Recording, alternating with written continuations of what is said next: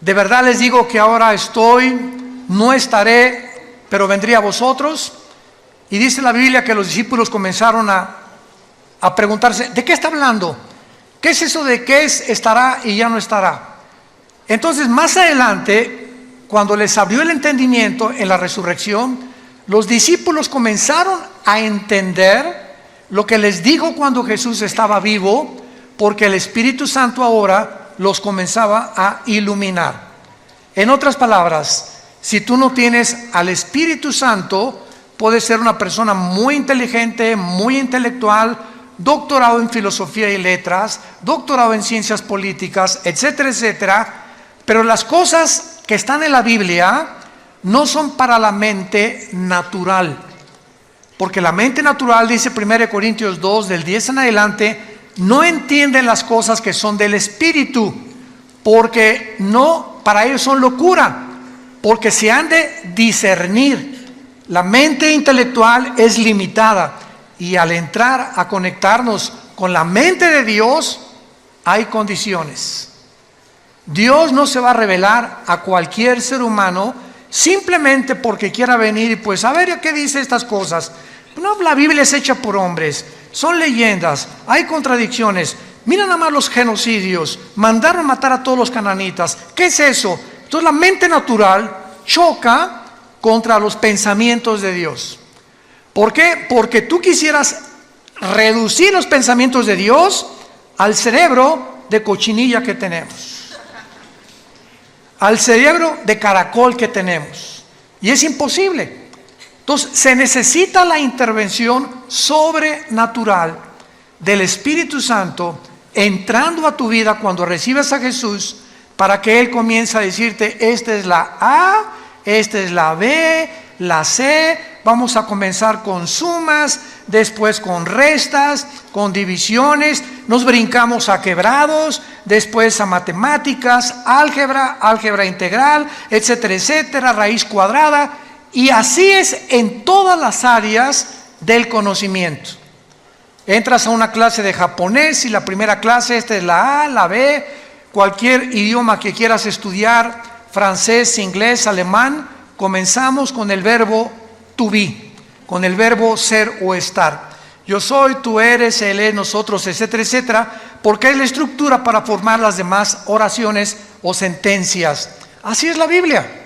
Tú tienes que comenzar a entender que comenzamos desde el principio. Entonces esta serie, se los digo y lo vuelvo a repetir y lo digo con todo mi corazón, es la serie más profunda que he estudiado y que he compartido. De todos los 40 años que Dios nos ha concedido en compartir este mensaje, esta serie, La Dimensión Invisible, de veras es una de las series con más profundidad sobre las cosas que están en la Biblia y que, como hace una conferencia lo compartí, no las habíamos visto o no nos habíamos detenido a pensar realmente lo que estaba ahí en la Biblia. Y vamos a continuar con los gigantes, porque actualmente una de las cosas más maravillosas que hay es que estamos ante un mundo científico que nos rodea, que siguen tratando a través de los métodos científicos como el carbono 14, el potasio argón, la radioactividad, tratar de estudiar los fósiles, qué antigüedad tienen las pirámides de Egipto, por qué las pirámides de Egipto es imposible. Esto ya es una afirmación científica. Ya los científicos están de acuerdo en el siglo XXI que es imposible que los seres humanos hayan construido las pirámides de Egipto. Es imposible que los mayas hayan podido, sin telescopio, sin calendario, sin calculadora, hacer el calendario de 365 días. Es imposible que las ruinas de Machu Picchu en Perú hayan podido subir piedras de 8 o 10 toneladas a un cerro que cualquier persona en sus 5 sentidos no lo haría. ¿Por qué quiero construir un monstruo cargando esas piedras? ¿Cómo las subieron? ¿Cómo acomodaron las de 14, 15 toneladas de Egipto? El sistema de impermeabilización que tiene las pirámides de Giza en el Cairo, han pasado 4.500, 5.000 años, y no les ha afectado la erosión, el polvo, la lluvia. ¿Cómo es que están alineadas todas a la constelación de Orión y a las estrellas en el cielo de una forma matemática y científica, cuando la astronomía hasta Galileo Galilei, 1600 tantos, comenzó con el telescopio? Todos estos misterios o enigmas, pues la ciencia está tratando de explicar. Y hasta ahorita, si tú sintonizas un canal que se llama Discovery Channel, vas a encontrar cuál fue la conclusión, repito, que ya se aceptó científicamente: fueron los extraterrestres. Es la única explicación que el mundo tiene. ¿Cómo es posible que hace 4000 años tuvieran un conocimiento cuando en el siglo XX comenzamos a descubrir las grúas, comenzamos a descubrir los métodos tecnológicos para construir, para cargar, etcétera, etcétera, para medir, para observar las estrellas, las calculadoras, las computadoras? ¿Cómo es posible que la gente haya sido más inteligente hace 4500 años que los seres humanos del siglo XXI, con los instrumentos y la tecnología que ahora nos ayuda a poder discernir y construir? Entonces, ustedes, señores maestros de la universidad que nos escuchan, que enseñan a sus alumnos que venimos del Chita, que el hombre está evolucionando, por favor, es una contradicción histórica, porque la historia demuestra lo contrario, que antes eran más inteligentes que nosotros, y ahí está la prueba. Entonces, ¿cómo es posible que digamos que venimos de las cavernas? Pues claro que hay cavernarios y hay tribus todavía en el África y en las islas alrededor del África y de Australia que viven como en la edad de piedra, pero significa que todos venimos de ellos. Entonces nos damos cuenta que el hombre tiene una contradicción cuando se mete a estudiar realmente la Biblia. Y cuando venimos a este libro nos habla y nos confirma que efectivamente hubo extraterrestres en el mundo. Pero esos extraterrestres no son marcianos, ni jupiterianos, ni saturnianos, ni venusinos, sino que este mundo fue visitado por ángeles caídos que produjeron monstruos. Durante 1000 años este planeta fue habitado por gigantes y se les llama en la Biblia los Nefilim, que significa en el hebreo los caídos, que se encuentran en Génesis 6. Consigan la conferencia anterior, ahí expliqué todo esto.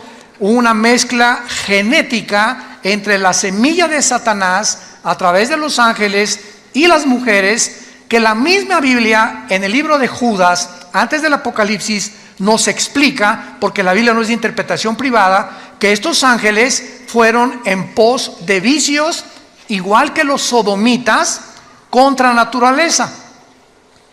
Y entonces, así como Sodoma y Gomorra son conocidas, dos ciudades destruidas por Dios, porque el hombre dejó la hombría, que en lugar de la hombría es ser atraído por una mujer, el hombre comenzó a sentirse atraído por el hombre, las mujeres por las mujeres, y en ese momento el ser humano pierde la brújula y comenzamos a desconectarnos de nuestra realidad.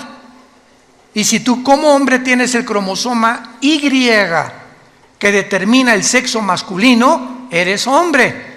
Y si tienes los cromosomas XX, eres mujer.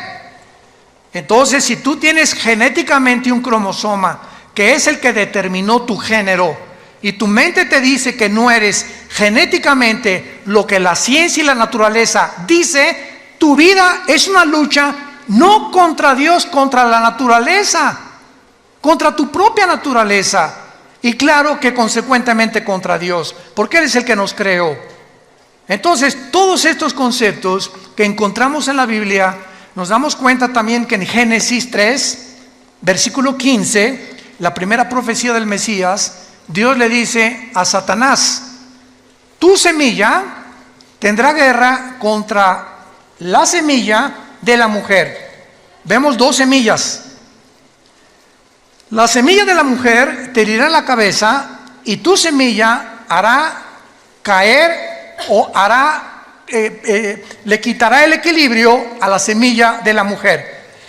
Esta palabra semilla, a los que les interese en Génesis 3:15, pon arriba la palabra semilla. Gracias porque trajiste tu Biblia. Te felicito porque eres un estudiante de la Biblia.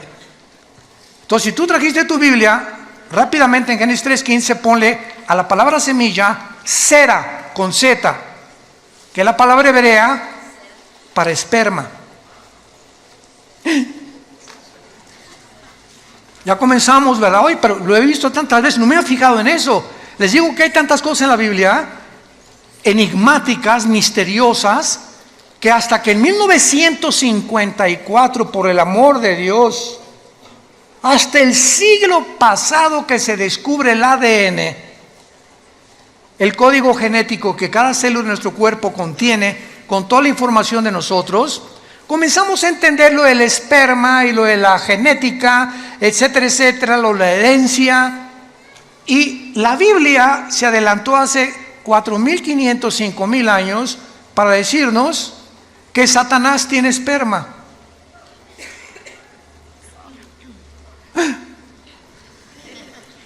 No me mires, en tu Biblia y en mi Biblia lo dice. La semilla de Satanás vendría el anticristo. Y de la semilla de la mujer vendría el Mesías. Y comenzamos a interrogarnos. Eso es estudiar profundamente la Biblia. A ver, me voy a detener nada más en este versículo. Número 1, dos misterios. 1, la mujer no contiene la semilla. El que trae la semilla somos los varones. El esperma de mi papá ovuló o fertilizó el óvulo de mi mamá cuando se unieron y se produjo un cigote, y en ese cigote, ya lo comentamos, en ese cigote iba los 23 cromosomas de mi papá, los 23 cromosomas de mi mamá, 46 cromosomas que se juntan en un cigote, y en el momento de la fertilización, señores médicos que nos escuchan, no a las 2 semanas, no a las 4 semanas, no al mes, en el momento de la fertilización, la Biblia dice que ahí se forma la vida humana. Ahí estabas potencialmente tú y potencialmente yo. En el momento que se formó el primer embrión, ahí tú y yo éramos seres humanos con toda la información ya completa, potencial, para irse desarrollando. Tú serás pulmón, tu vesícula, tus riñones, tu sistema nervioso, tus nervios ópticos, tu tímpano, tu piel. Impresionante. Toda esa información codificada en un embrión, en una célula. Entonces ya en el 54, mayor parte de los ya casi ateos ya no hay, comenzaron a darse cuenta que era imposible la evolución. La genética contradice, niega, destruye a cualquier persona que continúe tercamente insistiendo que venimos de tus abuelitos los chitas o de tu padrino el orangután. Imposible genéticamente. Hasta ahorita no hay un cambio, una mutación de una especie a otra especie, pero se sigue enseñando porque el hombre no es posible que descubra en el universo que le rodea los secretos que le pertenecen a Dios. Nuestra mente es demasiado finita, y aquellos que han luchado contra Dios como los ateos acaban locos. Toda la historia de los ateos del siglo pasado, vean cómo acabaron, todos. Friedrich Nietzsche, Jean-Paul Sartre, Bertrand Russell, el doctor Sam Harris, y todos esos, ¿verdad?, acabaron locos en el manicomio o degenerados sexualmente. Como decía Jean-Paul Sartre, el padre del existencialismo en los 60s, ateo francés, en su libro El Muro, llega un momento en que dice en su libro que me estrello contra la pared, o sea, me doy cuenta que no puedo yo, a través de la investigación científica ni intelectual, ni por más conclusiones e hipótesis que yo pueda hacer, descubrir lo que está detrás de esa pared. ¿A qué le llamaba la pared en su libro? Aquello contra lo cual el ser humano choca por la limitación intelectual con la cual nacimos. No somos dioses.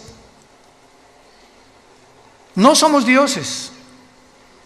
Los problemas que enfrentamos como matrimonio, como padres, como gobernantes, van mucho más allá de nuestra capacidad para resolverlos. Y por eso el padre, no sé qué hacer con mi hijo, no sé cómo tratar a mi esposa, no sé qué hacer con mi esposo. Tiene una personalidad en la mañana, otra en la tarde y en la noche le digo el anticristo. No sé qué hacer con el gobierno, ¿cuál economía es la mejor? Hijo, ¿a dónde hemos llegado? ¿Cuál sistema, cuál ideología es la correcta? ¿Será el comunismo? ¿Será la democracia? ¿El socialismo? ¿Una monarquía? ¿Qué es lo que funciona? Y probamos una cosa y vamos que fracasó durante más de 70 años como el comunismo y volvemos a desenterrarlo. ¿Por qué? Porque no tenemos respuestas y creemos que regresando a los antiguos patrones vamos a poder a mejorar el patrón, el que ahorita está demostrando que también la democracia no es el sistema perfecto de gobierno. Y el hombre se encuentra en Sudamérica, México, Europa, confundido ideológicamente. Ya la China no es comunista, es comunista, capitalista. Hágame el favor. Jesús, María y José y el burrito que los acompaña. Ya el comunismo no es comunismo, ya es socialismo también, o también el comunismo capitalista también. O sea, es una confusión y una mezcla de la ensalada del chef, de filosofías unas con otras, como las religiones. Ahorita religiones que es una mezcla de cristianismo con filosofías orientales y con brujería. Vean nomás qué ensalada, lo que meten en una olla, porque el ser humano sigue buscando la verdad. Aquí está. Yo soy el camino, yo soy la verdad, yo soy la vida, dijo Jesucristo hace 2000 años. ¿Dónde está la luz? En tu luz veremos la luz. Les dejo este manual, seres humanos, para que rijan sus vidas, para que controlen sus vidas, para que informen, para que me busquen con todo el corazón y encontrarás la brújula que necesitas para viajar en la peregrinación tan corta que es la vida humana. El otro día platicábamos, hay un piloto que es vecino de nosotros en la casa de ustedes, de American Airlines, y me decía: Armando, cuando tú vas volando, él vuela pilotos de Boeing grandísimos, ¿verdad? Me dice, ¿sabes una? Le digo, ¿y cómo le haces, por ejemplo, si sales de Dallas o sales de Chicago y vas a España? ¿Cómo te diriges en el mundo? Claro, su GPS le dice el norte, sur, lo que tú quieras, ¿no? Le digo, y al llegar a un aeropuerto, por ejemplo, ¿cómo sabes dónde está el aeropuerto, no? ¿Cómo sabes dónde aterrizar? ¿Cómo sabes en qué posición poner para, etcétera, etcétera? Y me dijo, todo es por instrumentos. No tiene nada que ver nuestra capacidad, es por instrumentos. Si tú vas en un barco, un capitán pregúntale, y vas con el timón del barco, ¿cómo sabes en el océano, el sur, el norte, el occidente, el oriente, etcétera, etcétera? Por las cartas de navegación. Si tú eres un buzo y comienzas a practicar el buceo, yo me acuerdo que bajé hasta 46 metros con Aqualón en los 70s, me invitaron a bucear cerca de Cancún y bajamos muy profundo y me dijo el instructor, mire, habíamos tomado clases durante casi 2 meses antes. Yo ya bajaba casi 10 metros porque fui criado en Acapulco, sin nada, bajaba 10 metros y sacaba ostras y todo, sin ningún aparato, y mis oídos resistían 10 metros de profundidad. Y me creía muy salchicha aquí, ¿no? Aquí, muy aquí. Y me dice mi instructor, nunca bajes sin un reloj que te diga dónde estás. Y yo, ¿cómo? Me dices que cuando buceas, pasando los 25 o 30 metros, el buzo no sabe si está bajando, si está así, o si está así, o si está subiendo. Entonces necesitamos un reloj que nos diga abajo que vas bajando o que ya vas subiendo. Y también me dijo, cuando subas a la superficie, nunca subas así derechito, verticalmente, porque se te pueden formar burbujas de oxígeno en la sangre y te mueres.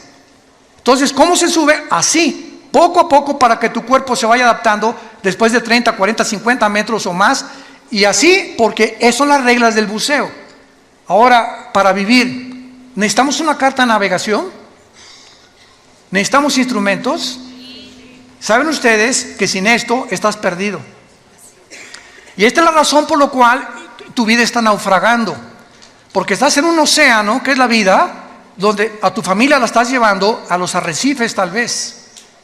Vas volando con tu familia en un avión sin saber a dónde vas a llevar a tu familia. Porque según tus suposiciones estás bien, pero no has querido tener la humildad que choca contra tu orgullo de reconocer que necesitas a Dios.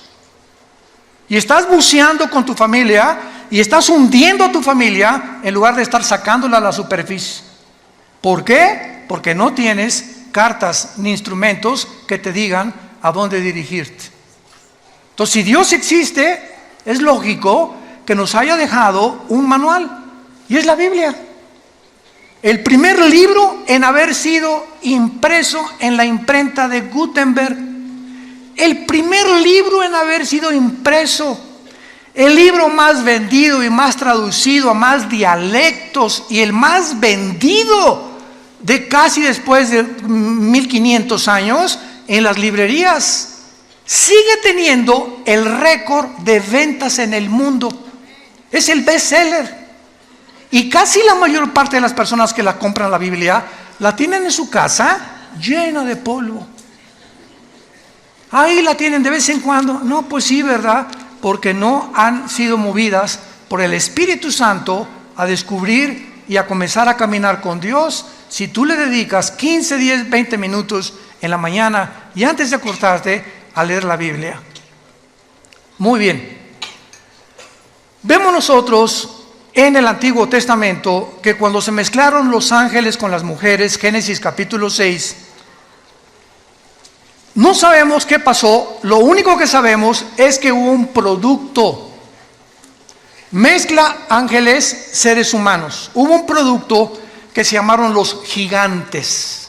Génesis 6, versículo 4. Y estos gigantes se tradujo de la palabra Nefilim.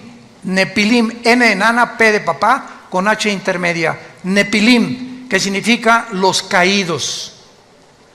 Estos Nefilim o estos gigantes estuvieron desde el tiempo del diluvio hasta el tiempo de David. Recuerden en 1 Samuel 17 que uno de estos descendientes de los gigantes, de los Nefilim, se enfrentó al ejército de Saúl, ¿se acuerdan? Es una historia de la escuela dominical. Y entonces este gigante se llamaba Goliat y tenía 4 otros hermanos de gigantes.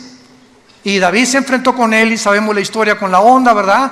Que le pegó aquí exactamente en el entrecejo y cayó el gigante, agarró David la espada y le cortó la cabeza. David fue el último en la Biblia que terminó con la raza de gigantes. Ahora bien, vayamos a introducirnos un poco más en la Biblia. Veamos en el libro de Deuteronomio a estos gigantes que tal vez tampoco ni siquiera se predica de esto, desgraciadamente. Vamos a comprobar y a corroborar de qué manera poblaron el mundo antiguo y de qué manera estos gigantes eran enemigos tanto de Dios como del pueblo de Dios. Y estos gigantes también fueron los que impidieron o trataron de impedir que cuando Moisés, Números capítulo 13, envía a los espías, ¿se acuerdan? A Canaán.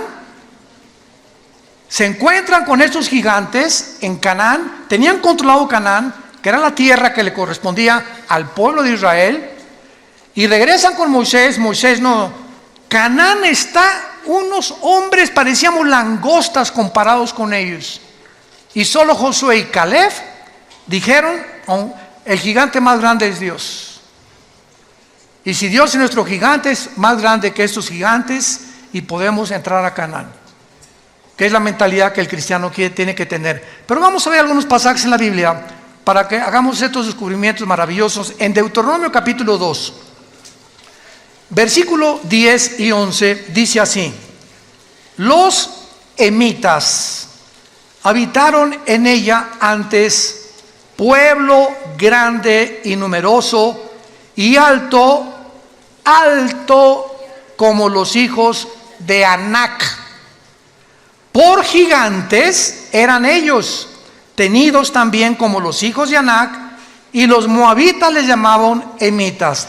Vamos a comenzar a descubrir que esa tierra prometida que Dios le dio a Abraham en Génesis 12, para que entraran, la poblaran y se establecieran y criaran a sus hijos ahí, cuando salieron de Egipto y vagaron por el desierto, no pudieron entrar durante 40 años al lugar que Dios les tenía asignado para poder establecerse como el pueblo y poder dispersar el conocimiento de Dios en todas las naciones.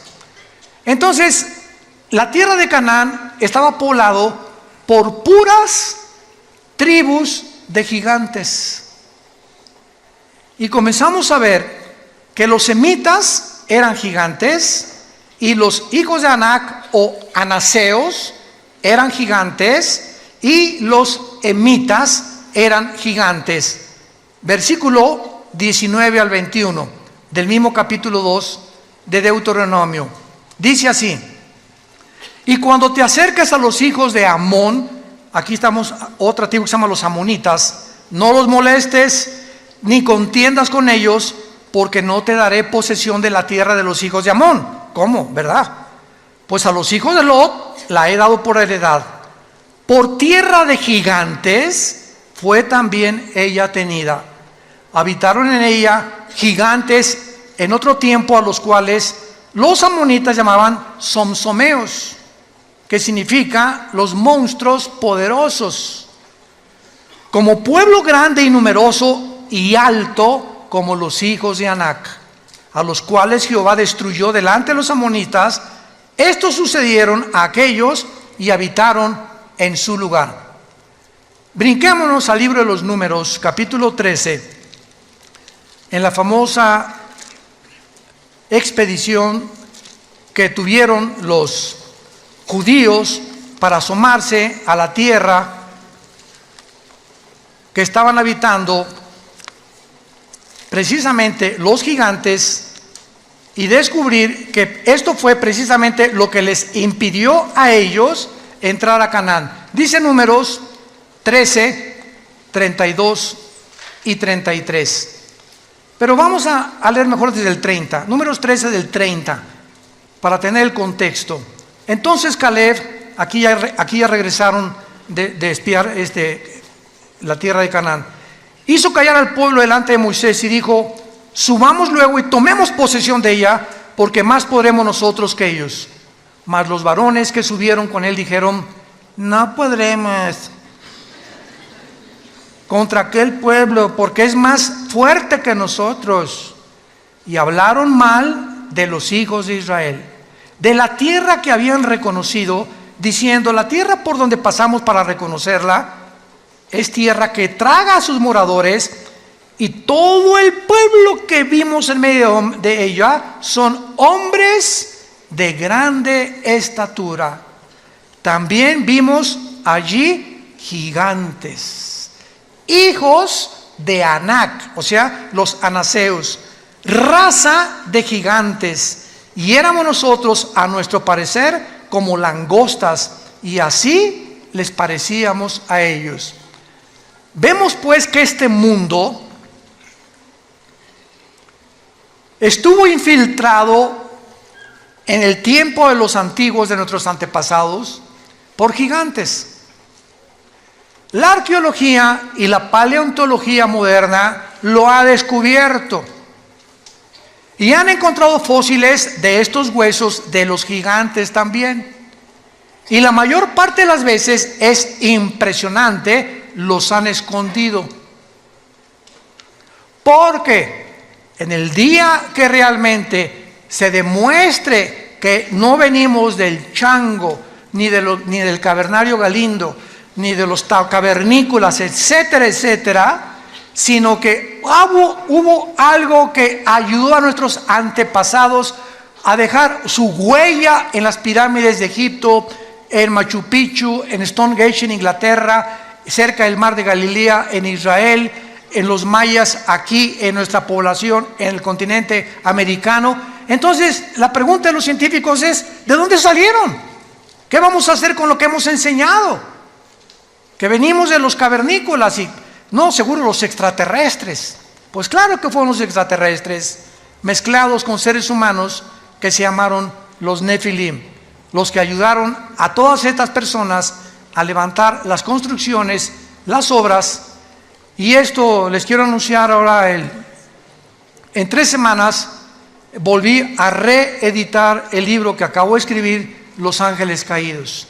Pero ahora me lo está editando Editorial Berea en Miami y va a salir en 3 semanas con mucha más información, mucha mejor presentación. Ya está en 23 distribuidoras en Estados Unidos. Y en este libro explico todo lo que en esta serie, o en parte de la serie, estoy compartiendo.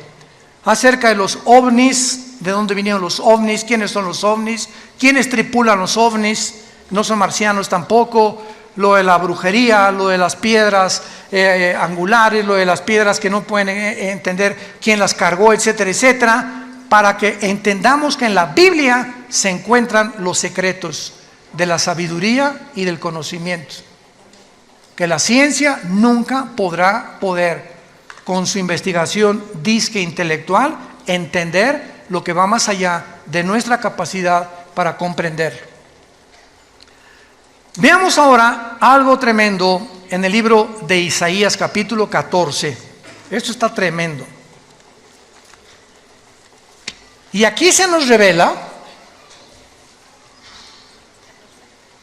Isaías 14, se nos revela ni más ni menos qué va a pasar cuando el anticristo descienda al Sheol.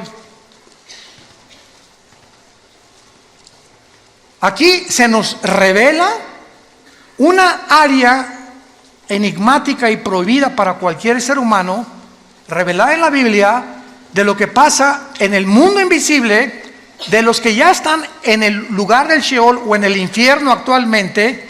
Y vean ustedes lo que la Biblia dice acerca de qué pasará con los gigantes cuando vean al anticristo. Esto está, ni Hollywood se imagina algo así.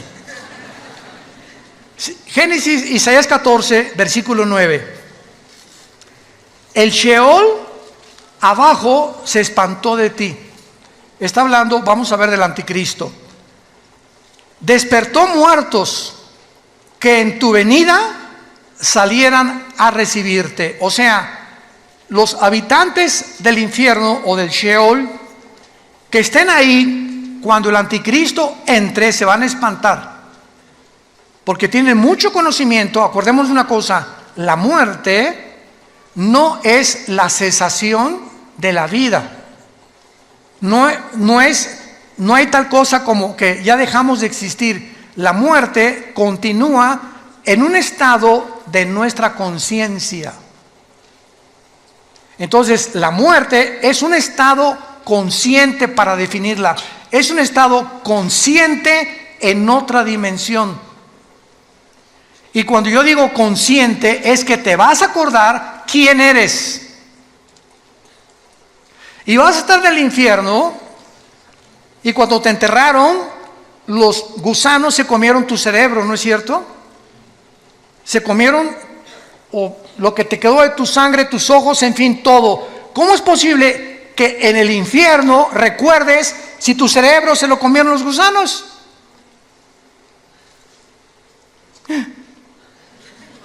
¿A qué concluimos? Que la memoria, los sentimientos y las emociones no están en el cerebro. Continúan estando con nosotros sin el cerebro que teníamos, por lo que pertenecen a la dimensión espiritual. Como los sueños. Los sueños son viajes. No marihuanos, ¿verdad? Desde luego. A menos que, quién sabe que te metes antes de acostarte, ¿verdad? Pero hacemos viajes con lugares, personas. Estamos en un mundo, estamos en una dimensión que el cerebro, así como el hígado produce la bilis y el estómago los jugos gástricos, el cerebro no produce los sueños ni los pensamientos tampoco. Los pensamientos trascienden al cerebro, y en la neurología se ha tratado, pues aquí en esta zona del hemisferio izquierdo del cerebro hay esto, en el derecho hay esto, estas cosas son lo que más o menos han tratado de ver que está conectado. Pero nos damos cuenta que la Biblia nos muestra que los muertos están conscientes. ¿Y cómo lo pueden estar si mi cerebro está en la tumba? ¿Cómo puedo ver en la otra vida si mis ojos se los comieron los gusanos? Y en la otra vida, la Biblia nos relata que los muertos, tanto los que están en el cielo como los que están en el infierno, ven, oyen, están conscientes. Mantenemos la conciencia durante toda la eternidad, para bien o para mal. Aun cuando nosotros, cuando muramos, ¿verdad?, con Cristo, dichosos los que mueren en Cristo porque han descansado de sus obras del pasado, mantenemos la conciencia, pero dicen en Isaías que será renovada nuestra mente o nuestra conciencia, porque tendremos un cuerpo como el de Cristo cuando Él resucitó, glorificado como el de Él. Isaías 14: el Sheol se espantó, despertó muertos que en tu venida salían a recibirte, hizo levantar de sus sillas a los príncipes de la tierra, a todos los príncipes de la tierra y a los reyes de las naciones. Qué interesante que mientras estamos en vida anhelamos puestos políticos. Quisiera yo ser rey. Yo sueño con un príncipe azul. Y ahorita los príncipes azules, como el príncipe Harris y Meghan, huyeron del palacio. No quieren saber nada de la monarquía. No sabes el precio que se paga viviendo en unas condiciones bajo la realeza y los protocolos. Le decían a Meghan: tú no puedes usar zapatos abiertos, tienen que ser cerrados, chiquita. Cuando cruces las piernas, que tu falda llegue 5 pulgadas y no las puedes cruzar. Siempre te tienes que sentar derechita así. Tienes que usar estas cosas, no puedes decir estas cosas. Una serie de mandamientos y cosas que dijo a Dios. Y eso fue lo que le pasó a la mamá del príncipe Harris, a la pobre princesa Diana. También la princesa Diana salió, él como su mamá, imitó a su mamá, salió corriendo del palacio. Y más cuando supo, ¿verdad?, que su esposo con el que se casó ya andaba con otra, ¿verdad? Y se fue a buscar, ¿verdad?, a la pobre princesa Diana, fue con la Madre Teresa, fue con los pobres. Bueno, vemos todas estas cosas. Entonces, qué interesante que encontremos aquí que el Espíritu Santo, a los primeros personajes que nos retrata, son a los gobernantes y a los reyes. Y nos damos cuenta que al que mucho se le da, mucho se le va a pedir. Entonces, cuidado políticos que nos escuchan, cuidado jueces que nos escuchan, cuidado personas que tienen en su poder la autoridad de juzgar, de meter a la cárcel, de sacar a la cárcel, porque Dios los va a juzgar con una vara mucho más grande. Porque esta autoridad es delegada, no es de ellos, es delegada por Dios. Romanos 13, no hay autoridad más que de parte de Dios, y las que hay por Dios ha sido establecida. De manera que el que resista a la autoridad resiste a Dios. Por eso se nos manda someternos a nuestros gobiernos. Que mi gobierno es comunista, mi gobierno es socialista, mi gobierno es esto, mi gobierno es el otro. Oremos por el gobierno, oremos por nuestros gobernantes. Lo único que va a cambiar es la oración. Nada va a cambiar a México, ni a Guatemala, ni a Estados Unidos, ni a Inglaterra, más que nuestra vida. Y así como tú ves, mi oración le podrá cambiar las cosas. Tan chiquita que soy, tan chiquito que soy, ¿me oirán los ángeles también? No, los ángeles no te están escuchando. Te está escuchando Dios, Jesús y el Espíritu Santo. Y así como estás de chiquita y pareces que no valemos nada, cuando nos hincamos, movemos la geografía cósmica y movemos el cosmos con la oración de un solo santo. Puede mucho, al grado que Elías detuvo la lluvia 3 años y medio. Pero ya no soy Elías, me dicen Pancho. Dice en Santiago capítulo 5, Elías oró y la oración del justo puede mucho. Dándonos un ejemplo nada más, que cuando tomas en serio a Dios, no te imaginas el poder de la oración. No nos imaginamos. Y más cuando oramos todos. Vamos a orar todos diario ahora por nuestro gobierno. Que Dios les dé sabiduría, que México tenga paz. Y dice a continuación, versículo 10. Todos ellos darán voces y te dirán: ¿tú también te debilitaste como nosotros y llegaste a ser como nosotros? O sea, cuando el anticristo gobierne, todo el mundo lo va a ver. ¿Quién como él? Dice Apocalipsis 13. Y con poderes, y va a hacer que caiga fuego del cielo y milagros, esto y el otro. Una inteligencia diabólica increíble.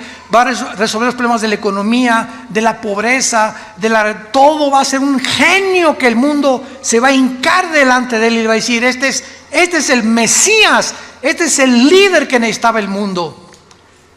Y cuando baje al infierno, los que murieran antes que en él, decir: ¿eras tú?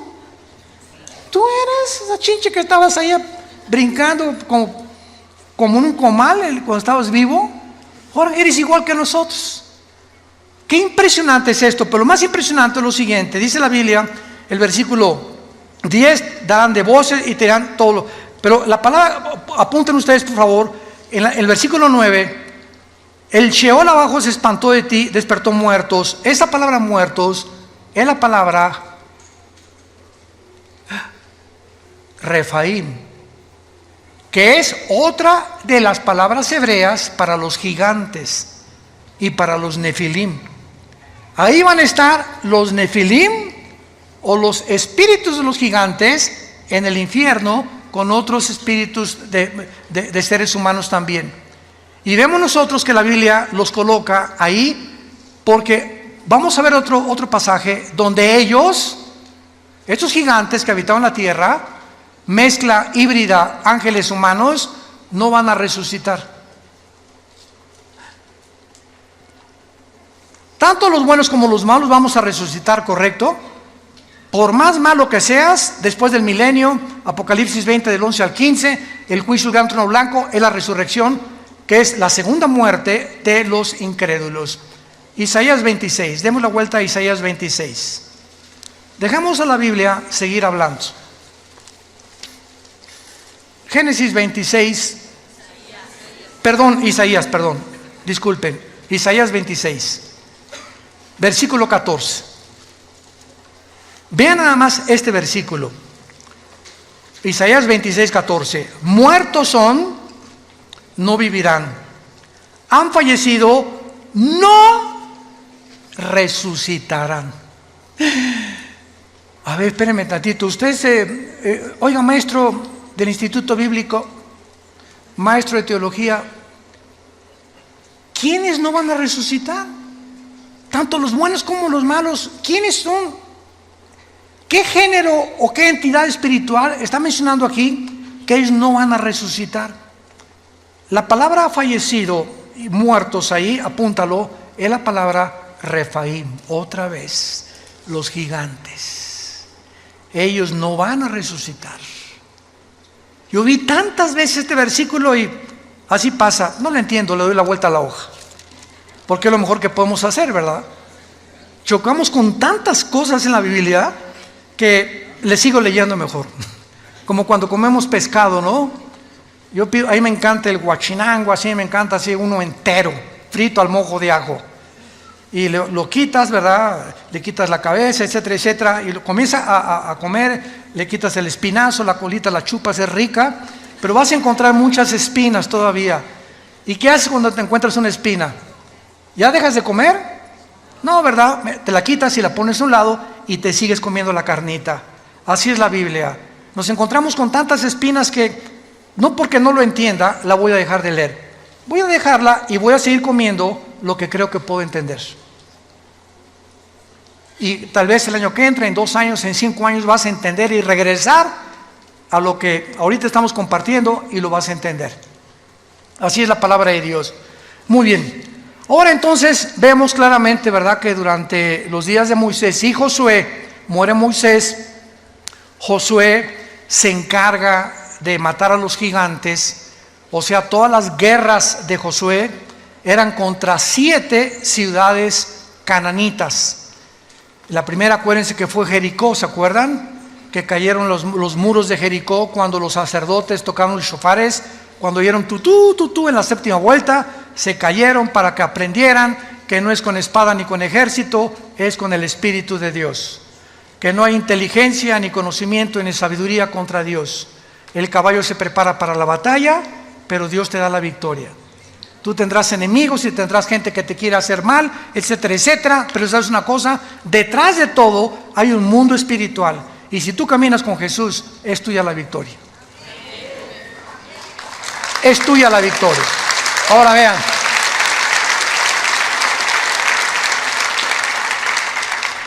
Josué, todo el libro de Josué se trata precisamente de la lucha contra los cananitas. Y termina Josué, ¿verdad? Y no terminó la lucha contra los cananitas, simplemente porque después de Josué vino una época que se llamaron los jueces. Y los jueces, todos fracasaron, entre ellos fue Sansón, Gedeón, que son muy famosos. Israel pecaba contra Dios, Dios los juzgaba y les mandaba un juez. Pecaba contra Dios y les mandaba un juez. El libro de los jueces es el libro más oscuro, donde las tinieblas más grandes cubrieron la tierra de Israel. Y entonces después de los jueces, pues ya vinieron, ¿verdad?, el primer rey que Dios les manda a Saúl, que Dios no quería que Saúl fuera rey tampoco. Vino David, que era el ungido de Dios, y después de David vino Salomón. Y fue hasta el reino de David. Vayamos a 2 de Samuel, capítulo 21, y veamos cómo fue David el que acabó con esta raza de gigantes. Por eso se le llama a David el guerrero más grande de la Biblia, a Salomón el hombre más sabio.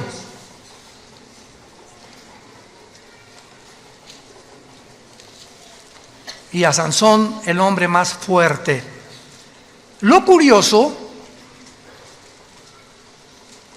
de que el hombre más sabio de la Biblia, Salomón,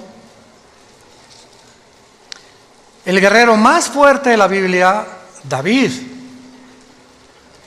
y el hombre más fuerte que cargaba una puerta casi de 150 kilos y con una quijada mataba leones, Sansón. Estos 3 hombres los venció una mujer.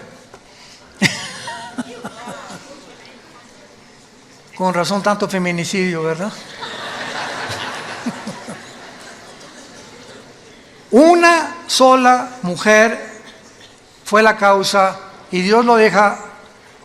Y lo interesante también es que, ¿se acuerdan quién venció a Sansón, verdad? ¿Sabes qué significa Dalila? La que debilita a los hombres. Cuando un hombre casado, porque David tenía esposa y Salomón tenía, pero bastantitas, etcétera, etcétera, cuando comenzamos a poner nuestros ojos y apartarlos de nuestro matrimonio, no nos imaginamos los hombres casados. ¿Para qué es esta argollita? Cuando tu esposa salga de viaje, asegúrate que la lleva. Esta argollita, cuando vas en el avión, cuando vas a una reunión, un restaurante, cualquier mujer que ve en un hombre esta argollita, a la mujer le dice que estás fuera del mercado. Y si una mujer trata de coquetear con un hombre que trae esta argollita, te estás metiendo en los terrenos de Satanás. Coquetear con un hombre casado, no te imaginas, no te la vas a acabar. Y peor el hombre, desde luego, ¿verdad? Pero precisamente esto es la marca que llevamos para de alguna manera estar protegidos, que ya no estamos en el mercado. Y que el dueño de mi vida, claro que es Dios, pero yo me debo a una sola mujer, ella a mí.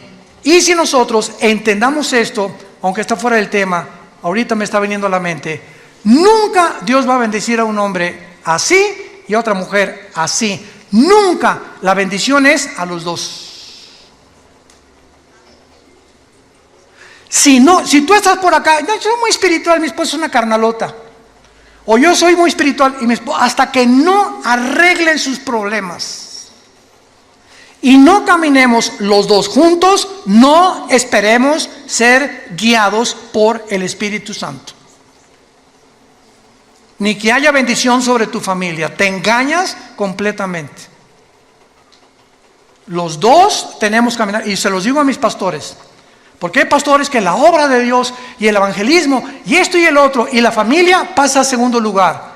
Cuando la familia pasa a segundo lugar, Dios no bendice a ese pastor, ni a ese misionero, ni a ese hombre, por más que se parezca a San Francisco de Asís. Es al matrimonio a quien Dios bendice. Y si no nos cae el 20 y no entendemos estas verdades espirituales, vamos a fracasar en nuestro caminar con Cristo. Dice 2 Samuel 21, versículo 15, volvieron los filisteos a hacer la guerra a Israel, descendió David y Isbi Benob, uno de los descendientes de los gigantes, estos eran hermanos de Goliat, cuya lanza pesaba 300 cielos de bronce, versículo 17, mas Abisai, hijo de Sarbia, llegó con su ayuda e hirió al filisteo y lo mató. Versículo 18, otra segunda guerra hubo después en Gob contra los filisteos. Entonces Sibecaí en Jueces capítulo 1 se menciona que pertenecía a la raza de los gigantes también. Mató a Sal, quien era hijo de los descendientes de los gigantes. Y hubo otra guerra en Gob contra los filisteos, y hijo de Laare Orejim de Belén, mató a Goliat Geteo, el asta de cuya lanza era como rodillo de telar. Después hubo otra guerra en Gad, donde había un hombre de gran estatura, el cual tenía 12 dedos en las manos y 12 dedos en los pies, 24 por todos, y era descendientes de los Refaim, o de los Nefilim, o de los gigantes. Este desafió a Israel y lo mató Jonatán, hijo de Simea, hermano de David. Estos 4 gigantes eran descendientes de los gigantes de Gad. Acuérdense que Goliat era de esta tierra, venía de Gad.